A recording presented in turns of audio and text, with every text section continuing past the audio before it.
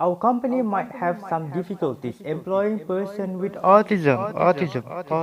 If someone has a disability, there is a pretty good chance that the job is hard to come by, especially if you have autism spectrum disorder or ASD. Wondering how find a job with disability in Malaysia looks like? Welcome to Geo Malaysia. 2nd of April is the International Autism Awareness Day. It is being recognized by the United Nations.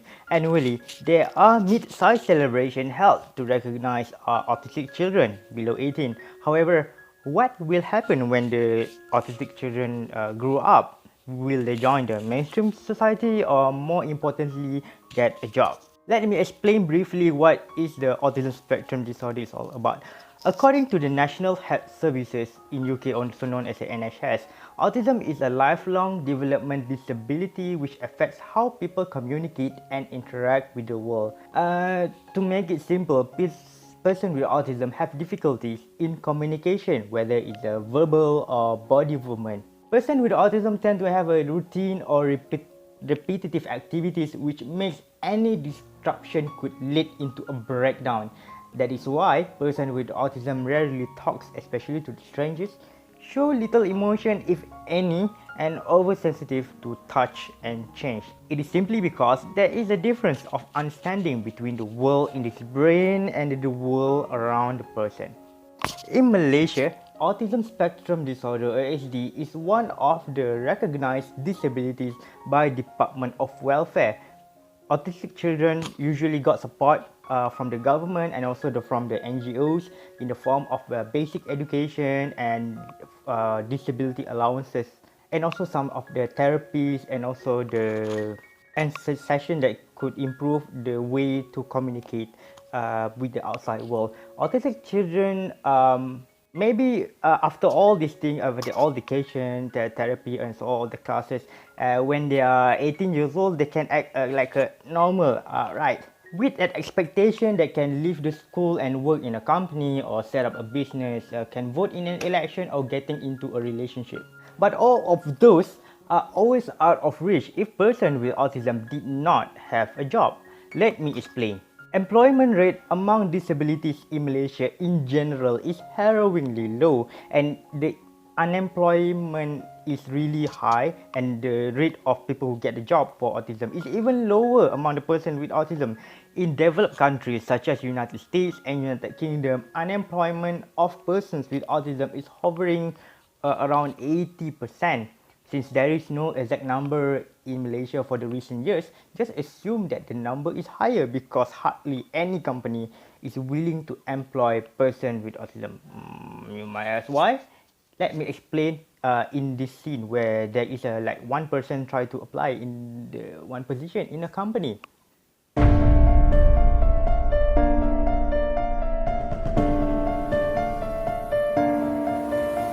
So why do you apply to this job in this our company? And bear in mind, interview session is already intense for normal people, and it can turn to be catastrophical for person with autism as they cannot answer properly. I want this job. I can do it. I have skills. I have degree. Is that it? Not a good candidate. Do you have any question to him?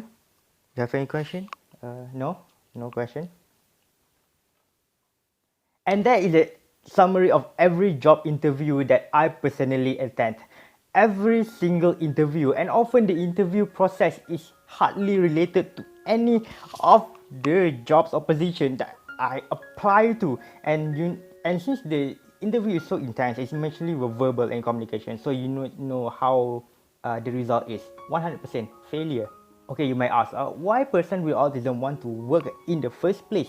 Short answer, people with autism also want to earn money. And you might ask, government also gives some money, a lot of assistance, right, to the disabled.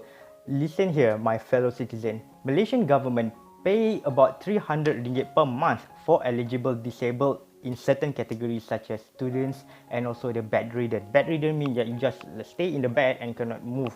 Here is the keyword, eligible. Not everyone can get the monetary assistance. Also, the public need to acknowledge that not all disabled are content are happy to be begging around and happy to depend on welfare or charity.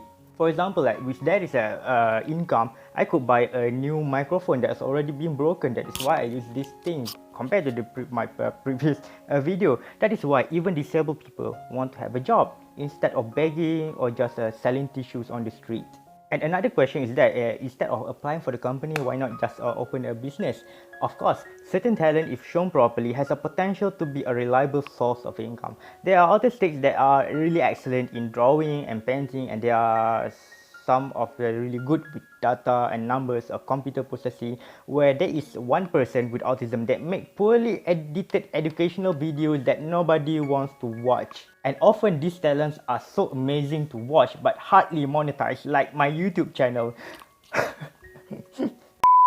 Talent alone is hardly monetized because talent need to be supported by business acumen. Think about how to promote it, think how to get paid managing the business, and avoid to be duped and scammed by opportunists. What I mean by opportunists is that the people who claim they want to help the disabled but devilishly keep all the profit, keep all the praise, and keep all the credit for themselves. Okay, the next issue is that, okay, I don't have any disability, but why this I need to care about person with autism in work? How employing person with autism benefit not only the disabled but all of us. According to the United Nations agency UNESCO, countries' economy could grow from 1 to 7% annually if disabled people are able to get a job and paid equally with other people. And just to give you a good picture, 7% is the average annual growth of China for the last 10 years, and also 6 something for the country like fast developing such as Indonesia. So you can see 7% in economic sense is a lot. The growth could happen not only because the disabled could earn money by themselves, but the caretakers, the parents of the people with the autism could work productively instead of taking care full time and just lose the income. There are a number of parents who just simply let go the job and take care of the full time, so they don't have a really stable income. This is a really harrowingly true story. For the next point, let's listen to this beautiful talk by Dr. Hannah Barham Brown in the University of Exeter. Every job advert you see will say that a company is looking for problem solvers, people who think outside the box, great team workers. Well, we are nature's problem solvers because we live in a world that was designed without us in mind.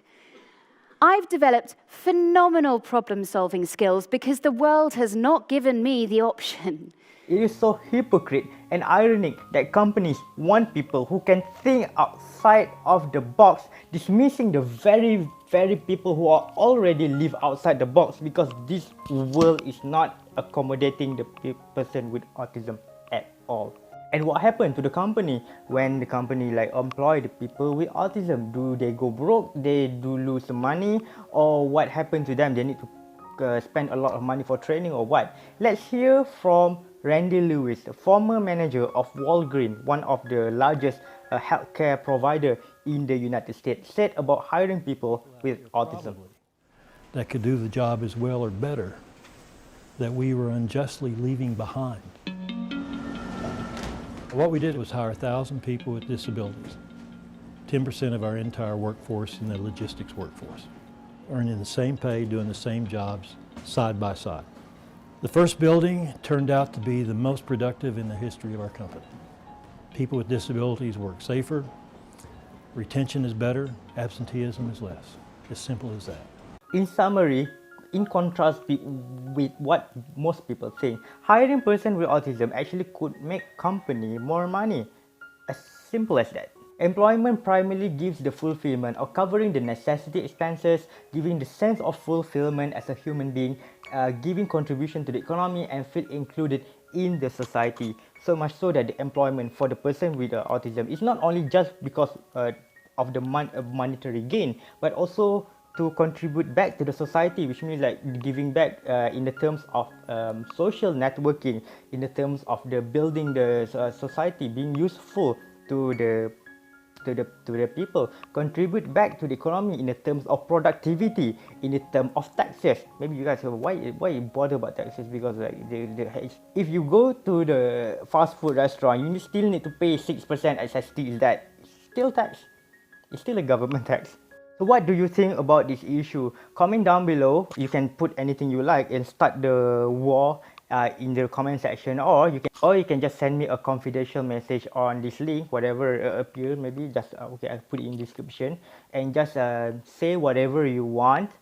Just share your thought without being look at the others, just between you and me. Thank you so much for watching. I hope you learned something new about what is happened in Malaysia today. See you in the next video.